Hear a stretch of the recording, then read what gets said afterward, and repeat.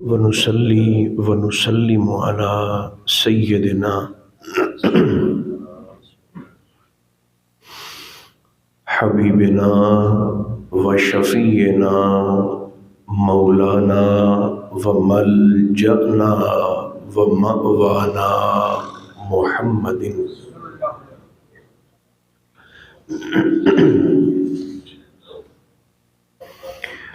رسوله النبي الكريم الأمين المكين الحنين الرؤوف الرحيم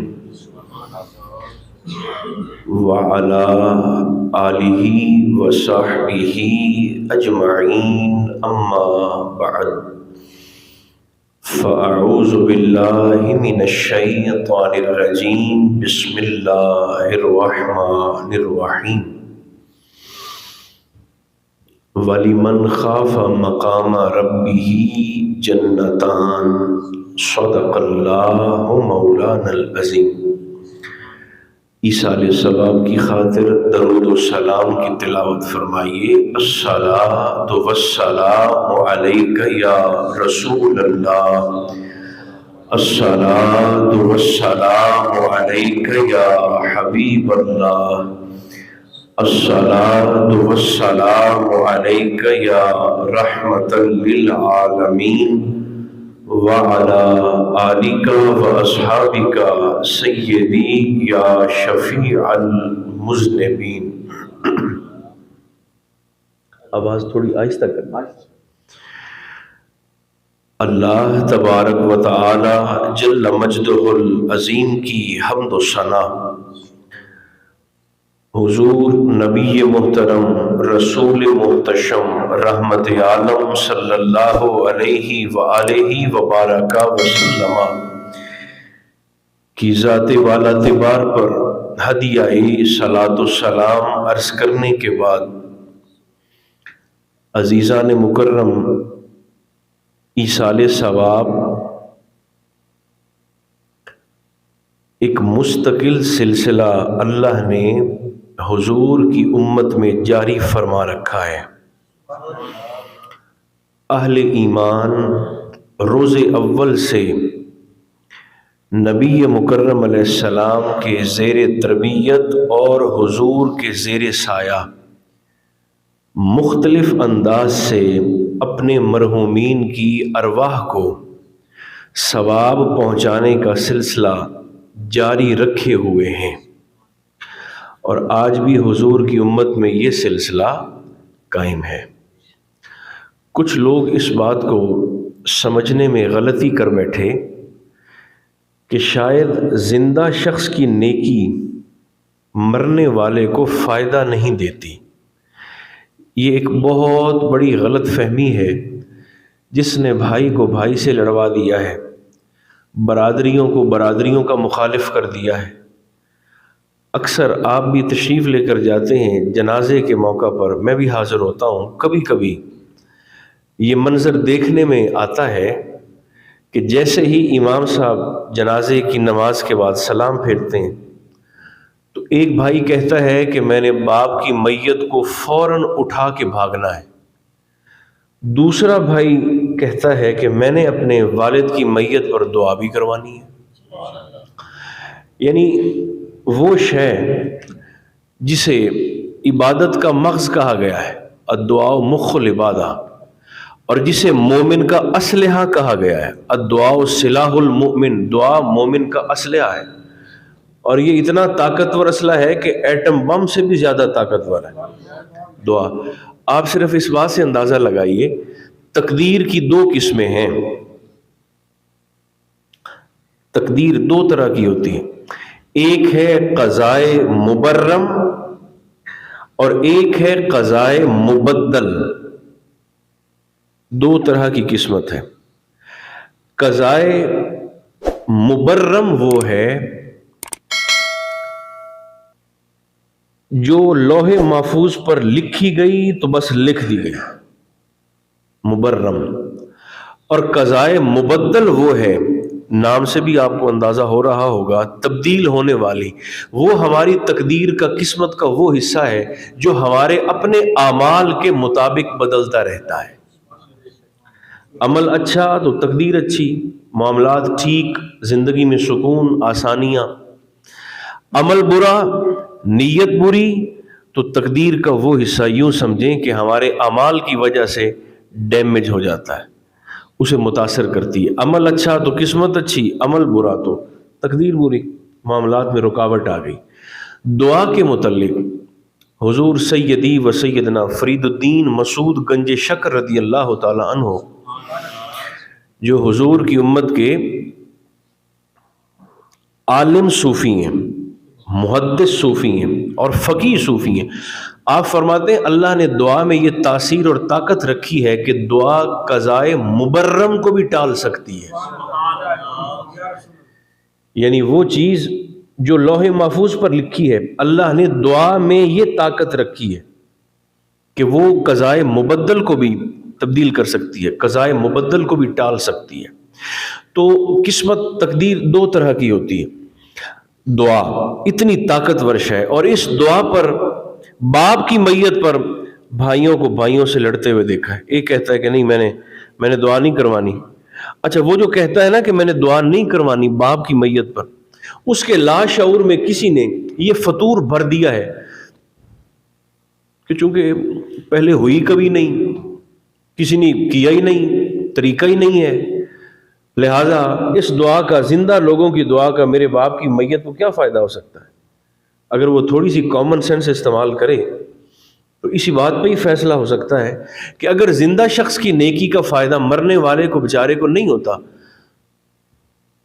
تو پھر یہ خدا پناہ جنازے کا تماشا کس لیے کرتے ہو؟ آپ اندازہ فرمائیں کہ جس دین سے ہمارا تعلق ہے یہ اتنا آسانی والا دین ہے. فقہا فرماتے ہیں کہ اگر آپ کسی ایسی جگہ پر نماز پڑھ رہے ہوں، جگہ کنجسٹڈ ہو یا اور کوئی مسئلہ ہو جس پہ آپ ارکان نماز ادا نہ کر پا رہے ہوں ٹھیک طرح سے، تنگ ہے، پانی ہے، رکاوٹ ہے، نقصان ہے، موسم ہے، کسی بھی وجہ سے آپ کو ارکان نماز ادا کرنے میں دقت ہے، اور آپ اس نماز کے دوران بھول گئے، سجدہ سہو واجب ہو گیا. دین کا انداز دیکھیے گا کتنا آسانی والا. فرمایا اگر وہاں پر آپ کو ارکان نماز ادا کرنے میں پریشانی ہے تو بغیر سجدہ سہو ادا کیے بھی تم سلام پھیر دو تو اللہ تمہاری قبول فرما لے گا. اس قدر آسانی والا دین. میرا خیال ہے آپ موازنہ کرنے میں آپ کو آسانی ہو جائے گی. اس قدر آسانی والا دین ہے. اگر خدا پناہ زندہ شخص کی نیکی کا فائدہ مرنے والے کو نہ ہوتا تو پھر کیا خدا پناہ اللہ نے مصطفیٰ کی امت کے لوگوں کو اس تکلف میں ڈال رکھا ہے کہ گرمی ہو تب، سردی ہو تب، طوفان ہو، بارش ہو، آندھی ہو، موسمی حالات کیسے ہی سخت ہو، کیفیت جس طرح کی بھی ہو، جنازہ گاہ ہو 3 کلومیٹر دور، پابندی لگا دی میت کو کندھوں پر اٹھا کر سفر کرو، جاؤ بھی صحیح، غسل بھی دو، کفن بھی دو، خوشبو بھی لگاؤ. اور پھر ساتھ سرکار نے فضائل بیان کیے. حضور کی حدیث مبارکہ میں پڑھ کے حیران ہوا. سرکار ارشاد فرماتے ہیں کہ جو شخص میت کے ساتھ پیدل چلتا ہے اللہ ہر قدم پر مبرور عمرے کا ثواب عطا فرماتا ہے. ہر قدم پر. ایک تو ہے زندہ شخص کی نیکی کی وجہ سے مرنے والے کو فائدہ ہوتا ہے، اور ہم چونکہ اہل سنہ ہیں، امت مصطفیٰ کا سواد اعظم ہے، کوئی فرقہ، کوئی جماعت، کوئی جتھا، کوئی جیش، کوئی ٹولہ نہیں ہے. یہ اہل سنہ حضور کے صحابہ کی جماعت ہے، سرکار کی تربیت یافتہ جماعت، جس کا نام اہل سنہ سرکار نے فرمایا. نام بھی خود رکھا حضور نے، اہل سنہ. تو ہمارا تو یہ اعتقاد ہے کہ یہ فضل دو طرفہ ہوتا ہے. کبھی زندہ لوگوں کی وجہ سے میت بخشی جاتی ہے، اور کچھ میتیں ایسی ہوتی ہیں کہ جن کی وجہ سے جنازہ پڑھنے والے زندہ لوگ بخشے جاتے ہیں. رحمت کا، فضل کا دو طرفہ سلسلہ ہے. اگر اس سارے عمل کا ذرا سوچئے گا مرنے والے کو فائدہ ہی نہیں ہوتا تو پھر کیا شریعت نے لوگوں کو، ماننے والوں کو اس تکلف کے اندر ڈال رکھا ہے؟ جو نماز میں سجدہ سہو پر مجھے چھوٹ دے رہی ہے شریعت، وہ جنازے کو، میت کو کندھوں پر اٹھا کر مجھے 3 کلومیٹر کیوں چلواتی ہے اگر میرے اس کام کا کوئی فائدہ ہی نہیں ہے؟ لہٰذا بالکل فائدہ ہوتا ہے. دعا جیسا کہ میں نے عرض کیا تقدیر مبرم کو بھی ٹال سکتی ہے۔ بخاری و مسلم کی ایک حدیث پاک جو انشاءاللہ ہمارے وقت میں پوری بھی آ جائے گی، بڑی معروف ہے، اور اس پر پھر کچھ عقیدے کی 3-4 باتیں وہ میں آپ کی خدمت میں عرض کر دیتا ہوں۔ حدیث پاک آپ نے 12 مرتبہ سنی ہوگی۔ سرکار دو عالم علیہ السلام اپنے کچھ صحابہ کے ہمراہ ایک سفر پر تشریف لے کر جا رہے تھے کہ حضور علیہ السلام کا گزر ایسی جگہ سے ہوا جہاں پر 2 قبریں تھیں۔ غور فرمائیے گا، 2 قبریں تھیں جہاں سے سرکار کا گزر ہوا۔ اور ایسا بھی نہیں ہوتا کہ جسے ہم جا کر قبر میں دفن کر دیں، لوگ سمجھتے ہیں بس اس کا قصہ تمام ہو گیا، معاملہ ختم ہو گیا، مٹی کے ساتھ مٹی ہو گیا۔ نہیں، سرکار فرماتے ہیں اگر اس کی قبر پر کوئی پرندہ بھی جا کر بیٹھتا ہے تو میت اس کی جنس کو بھی جانتا ہے کہ نر ہے کہ مادہ ہے۔ اور احساسات کی کیفیت ایسی، فرمایا اگر تم اپنے عزیز کو قبر پر ملنے کے لیے، زیارت کے لیے، ملاقات کے لیے جاؤ تو وہ تمہاری قربت سے ایسے ہی سکون محسوس کرتا ہے جیسے تمہارے آنے سے دنیا میں اپنی زندگی میں سکون محسوس کرتا تھا۔ دیکھتا بھی ہے اور سنتا بھی ہے۔ السلام علیکم یا اہل القبور، اس لیے تو ہم کہتے ہیں کہ وہ سنتا بھی ہے، پھر جواب بھی دیتا ہے۔ لوگ سوچتے ہیں جی اگر جواب دیتا تو پھر ہمیں سنائی کیوں نہیں دیتا؟ تو بھائی گزارش یہ ہے، قصور آپ کے کانوں کا ہے، وہ تو جواب دے رہا ہے۔ اگر آپ نہیں سنتے تو قصور آپ کا ہے نا۔ جن کے کان ٹھیک تھے وہ سنتے تھے، سیدہ طیبہ طاہرہ اما فاطمہ الزہرا سلام اللہ علیہا، آپ ہفتے میں 1 مرتبہ پیدل چل کے، جو احباب وہاں پر حاضر ہوئے ان کے ذہن میں سفر آ جائے گا، حرم شریف سے، مسجد نبوی شریف سے شہدائے احد پر اپنے دادا سرکار کے چچا جناب امیر حمزہ کے مزار پر آپ پیدل چل کے جاتی ہفتے میں 1 مرتبہ، اور آپ خود فرماتی ہیں کہ میں جا کر مزار پر کہتی السلام علیکہ یا جدی، دادا جان السلام علیکم، فرماتی میں سلام کرتی، مجھے قبر شریف سے آواز آتی اور میں سنتی وعلیک السلام یا بنتی، میری دی تینوں بھی جی آیا نو، آپ پر بھی سلامتی ہو، اور میں اپنے دادا کی آواز کو سنتی تھی۔ تو جن کی سماعتیں، جن کے کان ٹھیک ہوں انہیں سنائی دیتا ہے۔ اور اگر یہ ممکن نہ ہوتا تو سرکار بخاری شریف میں یہ حدیث پاک موجود ہے، حضور کبھی نہ فرماتے کہ جس شخص کو اللہ صفائے باطنی، دل کی صفائی عطا فرما دیتا ہے، دل کا سیکل سواد کے ساتھ، دل کی نیت کی صفائی عطا فرما دیتا ہے، حضور فرماتے ہیں وہ روحوں کے حالات سے ایسے باخبر ہو جاتا ہے جیسے زندہ شخص اپنے پڑوسی کے حالات سے باخبر ہوتا ہے۔ روحوں کے حالات، اسی لیے کشف قبور کا، مکاشفت القبور کا باقاعدہ ایک علم ہے۔